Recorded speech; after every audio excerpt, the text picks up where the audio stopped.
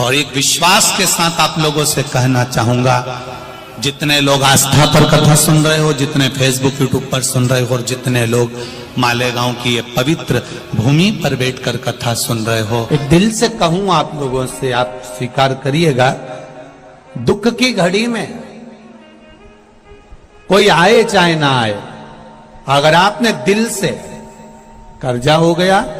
समस्या विकट हो गई, तकलीफ बढ़ गई, दुख बढ़ गया, आप शंकर भगवान के मंदिर में जाकर, ये जरूरी नहीं है कि आप सीहोर आए या कहीं जाएं, आप तो आपके घर के पास में जो शिव मंदिर हो, उस मंदिर में एक लोटा जल चढ़ाना चालू कर दो, वो धीरे धीरे दुख काटना प्रारंभ कर देगा, काटेगा दुख। बस जल चढ़ाने का एक नियम है शिव जी का।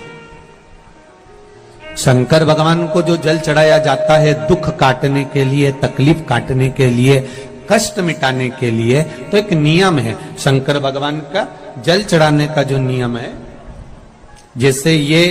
गौल जलाधारी है, यहां से पानी गिरता है, ये शिवलिंग है, ये दो जो भगवान का पानी जहां बहकर जाता है ये गोल में से, तो यहां जो स्थान है,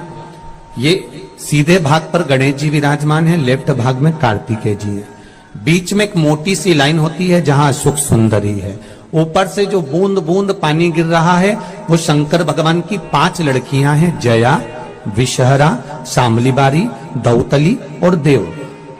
जहां गोल भाग है, जहां शिवलिंग रखा हुआ है, ये माता पार्वती जी का हस्त कमल है, जिसको पीठिका कहते हैं। महाराज, जल चढ़ाने का नियम है, जब हमारे ऊपर दुख होता है, तकलीफ होती है, कष्ट होता है, बड़ी दिक्कत परेशानी होती है, तो हम जल चढ़ाते हैं। तो उस जल को चढ़ाने का नियम है, पहले गणेश जी का स्थान, कार्तिकेय का स्थान, अशोक सुंदरी की जगह, फिर माता पार्वती की पीठिका, उसके बाद जलाधारी को स्मरण कर कर जल धीरे धीरे शंकर भगवान पर छोड़ा जाता है। जब धीरे धीरे शिव जी पर जल चढ़ाएं, उसके बाद में आप अपने मन की कामना जब जल चढ़ाते जाएं और बाबा से कहते जाएं, बाबा, रोज कामना कहने की जरूरत नहीं है, एक बार आप कामना करो और उसके बाद जल चढ़ाना प्रारंभ करो, और उसको कहना जरूर, तेरे दरबार से कोई खाली नहीं गया मेरे शंभू, मैं नहीं जानती, मैं तो इतना जानती हूं कि कंकर शंकर है और तू सुनता जरूर है। ब्रह्मा ब्रह्म लोक में है, भगवान विष्णु वैकुंठ लोक में है, पर मृत्यु लोक में मेरा देवाधिदेव महादेव है, मेरी सुनेगा जरूर। और बाबा से विनय कर कर आप आइए। जल चढ़ाने का नियम, अगर दुख है, तकलीफ है, कष्ट है, तो ऐसे चढ़ा दो, और अगर मन कर रहा है डायरेक्ट शिव जी पे चढ़ाना हो तो तुम्हारी मर्जी है, उसमें कोई मना नहीं। शिव तत्व किसको कहते हैं? शंकर का गुणगान, शिव का स्मरण, भगवान शंकर का मंत्र जाप किसको कहते हैं? ये वही समझ सकता है जिसके भीतर शिव समाया होगा। और एक विश्वास के साथ आप लोगों से कहना चाहूंगा, जितने लोग आस्था पर कथा सुन रहे हो, जितने फेसबुक यूट्यूब पर सुन रहे हो, और जितने लोग मालेगांव की ये पवित्र भूमि पर बैठकर कथा सुन रहे हो, आप दिल से उसकी कथा सुनना। इस वाणी का, इस व्यासपीठ का एक शब्द हो सकता है, हॉस्पिटल में पड़ा हुआ कोई व्यक्ति, कर्जे में डूबा हुआ कोई व्यक्ति, गलत व्यसन में पड़ा हुआ कोई व्यक्ति को आपके द्वारा निकली हुई वाणी से भी बाहर निकाल सकता है। जैसे उस मां को कहा किसी ने, सीहोर वाला महाराज कहता है, एक बार चले तो जा शंकर जी के मंदिर में, उसने पत्र भी लिखा।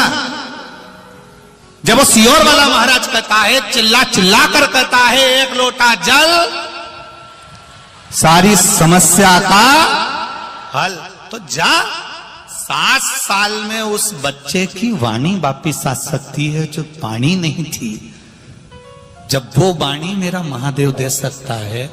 वो देखो उस माँ के चेहरे की खुशी, उस माँ के चेहरे की रौनकता, जिसका बेटा 7 साल बाद बोला हो, उसका आनंद देखिए कि कितना होगा, कितना आनंद होगा। एक बात और अच्छे से समझ लीजिए, जो बच्चे चिड़चिड़े होते हैं, चाहे घर में बेटे हों, बहुएं हों, सास हो, ससुर हो, तुम्हें हमारा हो, परिवार में छोटे छोटे बच्चे हों, चिड़चिड़ प्रवृत्ति करते हों या चिड़चिड़ा स्वभाव हो, जरा जरा सी बात में क्रोध आ जाता हो, बोलने का भान नहीं रह पाता हो, शब्दों के बाण चलते हो, तो महाराज प्रदोष के दिन, प्रदोष काल में बेलपत्री के पेड़ के नीचे एक जो पत्ता आपके पास में हो, पान का मिल जाए तो पान का, पीपल का मिल जाए तो पीपल का, बेलपत्र का मिल जाए तो बेलपत्र का, उस पत्ते पर मात्र थोड़ा सा शहद और 7 दाने चावल के रखकर घी का दिया लगा दो महाराज, और थोड़ा सा जल हाथ की अंजलि में लेकर भगवान देवाधिदेव महादेव का स्मरण कर कि इस बेलपत्री के वृक्ष के नीचे माता लक्ष्मी, पार्वती, सरस्वती विराजमान है। इसी बेलपत्री के पेड़ के नीचे मेरे देवाधिदेव महादेव का 12 ज्योतिर्लिंग का स्वरूप प्रकट है। उनका स्मरण कर जल चढ़ा दीजिए और उसका स्मरण कर लो जो चिड़चिड़ प्रवृत्ति करता, क्रोध करता, जिसको बोलने का भान नहीं होता हो, सम्मान नहीं देता हो, अपशब्द कहते, उनका स्मरण कर आप छोड़ेंगे। एकदम एक प्रदोष करेंगे, दूसरे प्रदोष तक तो आपको कोई दिक्कत ही नहीं। 2-3 प्रदोष कर देखिए, बाबा कृपा करें। 3 जगह पर अगर कोई बीमारी ऐसी हो गई कि वो समाप्त नहीं हो रही, बड़ी बड़ी तकलीफ, मतलब एक बार दवाई अगर चालू हो गई तो दवाई बंद ही नहीं हो रही है, तो उसके लिए आपको 3 जगह पर जल चढ़ाना प्रारंभ कर दो। मात्र 1 हफ्ते से ज्यादा चढ़ाना भी नहीं पड़ेगा। जैसे 1 हफ्ते आप टेबलेट लेते हो, गोली लेते हो, 1 हफ्ते चढ़ाना प्रारंभ कर दो। सबसे पहले बेलपत्री के पेड़ के नीचे क्या करना है, जल का पात्र लेना है, उसमें 2 दाने चावल के डालना, 2 दाने अक्षत के डालिए। पहले बेलपत्री के पेड़ के नीचे जाओ, वहां जल चढ़ाओ, फिर जाइए पीपल के वृक्ष के नीचे, वहां जल चढ़ाइए, आखिरी में या तो शमी के नीचे या फिर आंवले के नीचे, इन दोनों में से कोई एक वृक्ष जिसके नीचे। पर 1 हफ्ते अगर आपने आंवले में चढ़ाया है तो आंवले में ही चढ़ाना, शमी में चढ़ाया है तो शमी में चढ़ाना, ये बदल के मत चढ़ाना कि आज मैं शमी में चढ़ा देती हूँ कल आंवले में चढ़ा दूंगी, ऐसा नहीं। शंकर भगवान पे चढ़ा हुआ जल जो बहकर जाता है उसको 3 जगह पर जरूर लगाना चाहिए। ध्यान से सुनिएगा। 9 ग्रह जो शरीर पर राहु, केतु, मंगल, बुध, शनि परेशान करते हैं, उसकी समाप्ति के लिए शिव पर चढ़ा हुआ जल नैनों पर, कंठ पर, मस्तिष्क पर, 3 जगह पर, जिसके प्रतिदिन शिव